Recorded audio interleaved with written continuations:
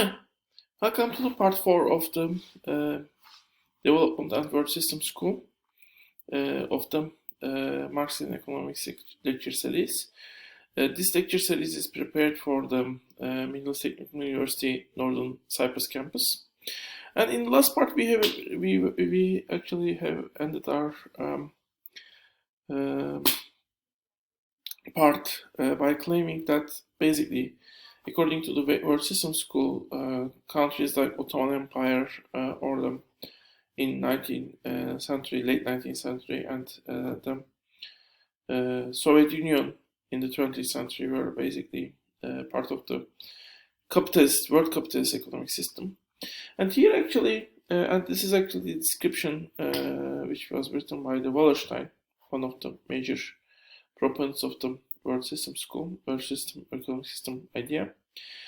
And they give the example of the collectively owned factory and the slave farm.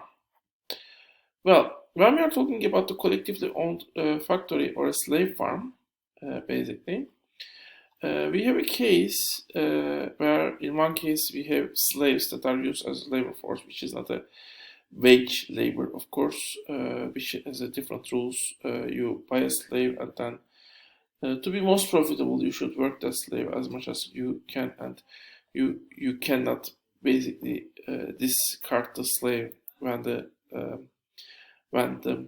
demand is too low and you don't want to produce more. And adding more slaves is risky because you're stuck with that slave even if demand is high. And that's the main thing actually that contradicts with the slave farm and the rules of the capitalist system, especially when you have a full capitalist system. But special conditions of the agricultural business, actually, in this case, and maybe mining in some industries, might mainly make it impossible to get wage labor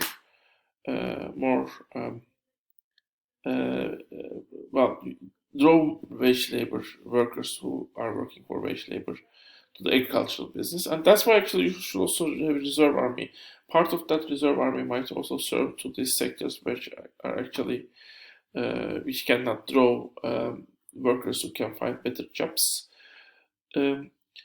But also the agricultural businesses, even though the worker employer relation might be to some extent different in these cases, when they are still inside of a capitalist system, they still need to follow some capitalist rules of the capitalist system. And here the main rule they need to follow is the rule of the accumulation. Well, in the end, they are dependent to the commodities they buy from the other producers, both as consumers but also as producers. And in order to be able to buy them, they need to sell their product. And in order to be able to be most advantageous from this buying and selling process, they need to decrease the production costs, basically. And if possible, they need to also increase the price level, if possible, also by increasing that price level above the exchange value. So in order to do that, they need to accumulate. They need to accumulate capital so that basically, to increase their production scale, increase their market share, also put barriers to the newcomers to the agricultural businesses, and increase the productivity of their labor power. And even if the production relations are different from the factory case, still, when you have a slave farm in a feudal society, overworking that workforce is not that much important because basically in that case you don't have that amount of demand anyway. You only need to have some amount of product that make people survive, and maybe some surplus product, but not too much surplus product. But now having as much surplus product as possible is beneficial for the slave farm. So suddenly the relations within the slave farm between the slave and the feudal lord will also change. Kind of, if they are not able to treat them as workers of a factory, basically they treat the slaves as inputs of the production. Wasn't it always so? Not necessarily. I mean, the slaves were treated like kind of like children. I mean, they are. If you see actually the justification of slavery, you can also see that the slave owners in an early eras were thinking that they are like the family masters, and they also have the responsibilities to the slaves. So slaves are more or less like people who don't have that much of consciousness, and they need the guidance of the slave owner, and that was the justification of the slavery in early parts, early eras. So the slave owner was thinking himself kind of like a fatherly figure, not the fatherly figure in current sense, but an authoritarian fatherly figure who commands the household, but also has responsibility against them. This changed in the capitalist era in the slave farms also. Not saying that the former relation was also perfect, but just the capitalist system also transformed the relations within the slave farms. What about the collective factory? A collective factory is a case where the workers are owning the factory. That's a similar case to the maybe socialist economic system, where workers decide together, ideal way, in an ideal case at least, how the factory will be run. And if there's any profit distributed, the workers get that profit equally shared. They might still get different level of wages, but the profit share will be same among them. For that factory, actually, hiring and firing workers is a complex thing because they hire the workers in a way into a club. They cannot easily get the same workers out when the production level is lower, and that creates a difficulty for those collective collective factory. In fact, actually, there was a large corporation which is called Monsanto in the Basque region of Spain, and there, when they experienced a very high level of labor costs, they actually had solved this by actually opening a factory in Turkey and hiring the wage workers there. So the collective factory has actually opened a factory where the workers in one place have become capitalists in the another place. That was Turkey, actually. I said actually that means actually now the workers for temporarily at least have become like capitalists in the other country. And the factory they have opened was opened in Turkey also. That's an interesting idea, an interesting thing.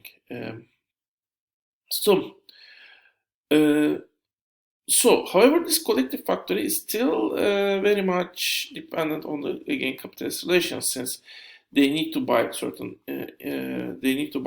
from the other commodities from other producers, both as consumers but also to continue the production process. So again, they need to lower the labor cost, they need to accumulate capital, they need to basically increase their production scale, increase their market share, and if possible, they also need to increase their price level above the exchange value. Well, all of these constraints is the reason most of the collectives are actually playing to the quality. For example, there are some collective farming collectives where basically the prices are usually higher than the typical supermarket prices, but they say, okay, our farming products are really have high quality. They are they are actually more healthy. That's because most collectives are remaining small scale, so they cannot increase the productivity and decrease the costs. So there are few collectives. Actually, the one only I know is the one in Spain, which were successfully be able to do this accumulation process. Other collectives usually short-lived because in the end, I mean, especially in time of crisis, for example, people start to look for costs. So violating the role of capitalism prevent them to survive. While the one collective, which is kind of follow the rule of capitalism, accumulate, increase market share, expand the scale of production, it can survive, and its survival also kind of depends on, to some extent, to make their workers to work as much as possible. Of course, they might have certain constraints, but those constraints put them at a disadvantage if they don't follow certain rules of capitalist system. We might also say that actually that's the reason why countries like Soviet Union and China actually kind of overworked their population to basically increase accumulation, increase their share in the global markets, basically. Cuba might be a country which doesn't overwork its population, but it has also faced disadvantages of that overworking its population, actually, to some extent. For a long time, of course, Cuba had some support from the other socialist countries, and now maybe they have some products that are, where they are advantages and the quality is high, and that might help them to survive. But also in many ways, they are trying to isolate themselves from the rest of the capitalist system as much as possible, which gives them some disadvantages. As a small country, that disintegration prevents them to, for example, be able to create a united economic system in full sense, basically. And that's because they are not connected to the rest of the world, and they don't want to follow the rules of the economic system in the rest of the world. So the overall economic rules in the rest of the world binds you, and not following the rules, and especially being isolating yourself from those rules, has its cost even for whole countries, and it might be impossible to survive for specific production facilities in this case. So that's how the economic system we are living in, capitalist system, is shaping the countries and production facilities, which are even not looking like the typical capitalist production facilities or countries like Ottoman Empire and the Soviet Union. That's how capitalist system is affecting and pushing even countries like Soviet Union, basically. And we will see it a little bit more when we talk about, we'll have a small talk on the Soviet Union. But let's go further and let's see how, according to World System School, this one world system has evolved. As I said, the emergence of the system was attributed to the early 19th century. So what was before 19th century? Before 19th century, according to the World System Schools, there were multiple world systems. Well, there were some world systems which were large, like Greek system and the Egyptian system, the Middle Mesoamerican system, and there were some that were micro. Even the villages might be more or less independent from other societies, so that might mean that they are actually kind of a micro separate system, basically. So each separate system, the major separate systems, they usually had two different. There were two versions of them, basically. One of them was called World Empire. The other one was called World Economy.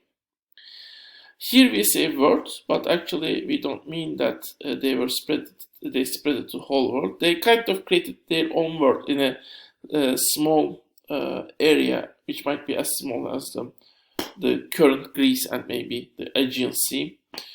And basically, in some cases they can be larger, like the whole Ottoman Empire or China, medieval China. However, they did not encompass the whole world before the 19th century. We will talk more on that in the next part of this lecture. See you in the next part of this lecture.